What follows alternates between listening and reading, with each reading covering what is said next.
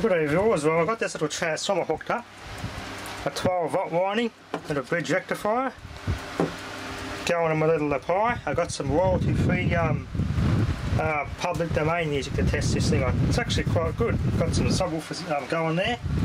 You just plug into the subwoofer output. These are ordinary 25 watt 4 car speakers, and these are Sanyo TV speakers. Another good thing about this transformer, I just turn it off, unplug that safety first. Just unplug that and I'll... underneath here, you can see here where the primary actually is. That's the primary winding there. There's actually quite a lot of clearance between that and the plastic bobbin, which is about a millimetre thick plastic bobbin, then the secondary. There's at least bloody 4 millimetres of clear space between the primary, then it's got the plastic bobbin around that, then the secondary. So there's a lot of good clearance on this transformer. Switch mode power supply transformers aren't that good. They're pretty much insulated with one layer of bloody masking tape on some. So these are a lot safer on how they work, because there's a lot of isolation and clearance inside between the primary and secondary.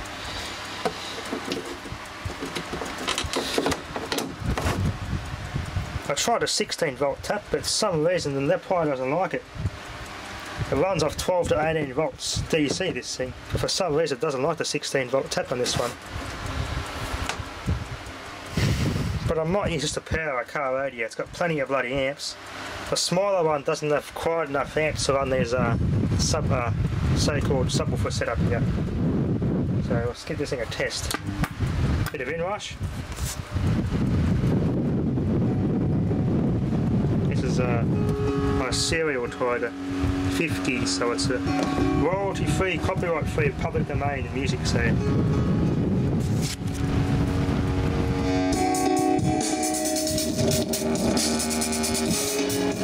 Bad distortion.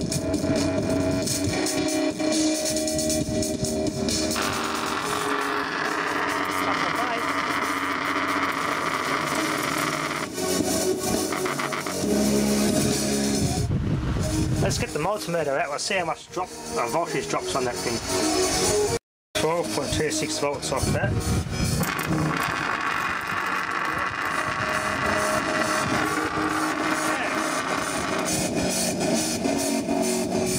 No bass.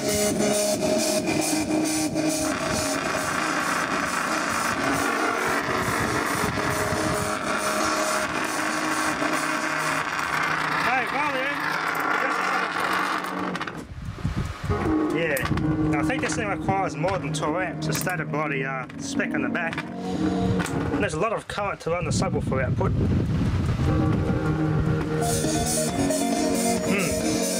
This thing requires a stupid amount of current to run the bloody subwoofer output. There you go, other than that, it's a pretty good little transformer.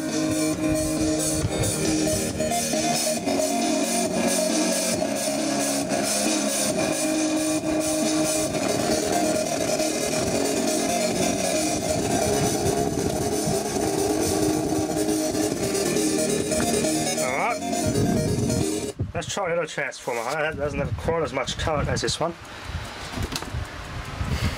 Other than that bloody power hungry bass setting, it actually runs it quite well.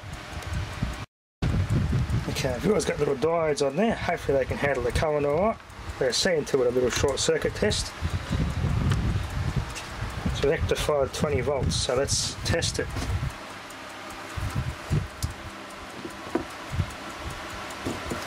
On this little motor of 20 volts instead of 12 volts DC. Hopefully they touch. No, can't get a connection. No, gotta cut those stupid connectors off. Okay, let's give this thing a test. Plug this motor in, insulator on. Protect against any shorts.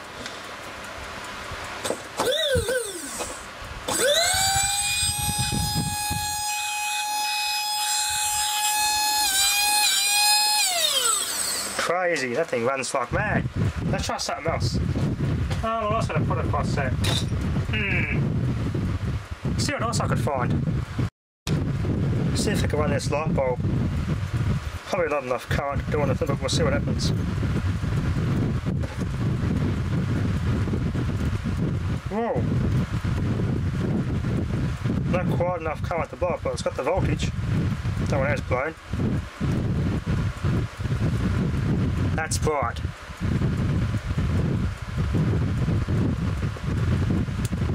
Whew, that's bright. The diodes. Yeah, they got a bit warm. Yeah, no heatsink with those diodes. I don't think they're going to last long. I'm going to find a proper heatsink, bloody bridge rectifier from somewhere with a heatsink on it. What else got a power with this thing? See how much volts DC. Yep, 19.83 volts DC. A very, very, very rough estimation, about 7 amps. Yeah. 19.20 volts. Alright. I'm going to try and find a big bridge rectifier from somewhere. I'm bound to have a spare somewhere for this, because these diodes, they don't last too long. They're already quite warm running that bloody H4 light bulb. I'm going to stick it inside this case inside there, glue it all down, and I've got a nice flat neck enclosure for it.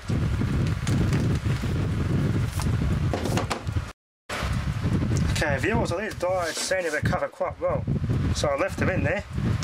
That's the finished product. There you go. There's other two wires. I've got 5 another set of diodes. I've rectified that and have another tap. That'll make about 5 or 6 to 8 volts, that one. That's it on there, all done. So I'll put that away. That'll be a spare DC power supply. Very intriguing at that. My small 12 volt motors are that too. Here's this Flyback. I've actually managed to bolt the focus adjustment down. I don't cut these off. I leave these all original. I leave this on and everything all original. That just bolts conveniently up there, and you can adjust that, and that alters its output slightly.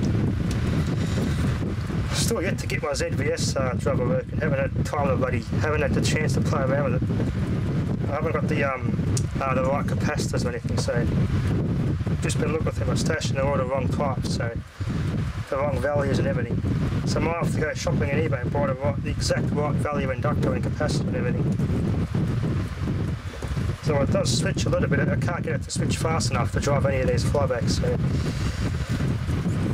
hopefully one day I'll get the right components and we'll get it going. And I can move on to IGBTs and drive one of these.